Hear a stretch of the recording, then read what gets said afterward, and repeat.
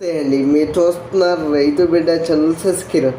ఈరోజు video topic వచ్చేసి delivery అయిన బఫెలోకి రైతులు తీసుకోవాల్సిన జాగ్రత్తలు ఏంటి అంటే ఒక 1 వీక్ వరకు తెల్లజొన్నలు ఉడకబెట్టి పెట్టకూడదండి.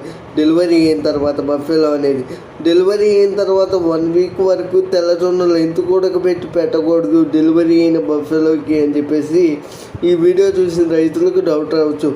డెలివరీ అయిన వెంటనే ఈ తెల్లజొన్నలు ఉడకబెట్టి పెట్టడం వల్ల బఫెలో అనేది తెల్లమట్టు అనేది పోసేస్తుంది. ఇలా తెల్లమట్టు పోయడం వల్ల బఫెలో అనేది వీక్ అయిపోయి పాలు అనేవి తగ్గుతాయి.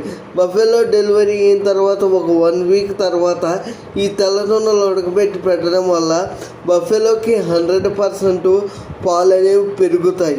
ఈ వీడియో పైన ఇంకా ఏమన్నా డౌట్లు ఉంటే నాకు కామెంట్ సెక్షన్లో కామెంట్ చేయండి ఫ్రెండ్స్.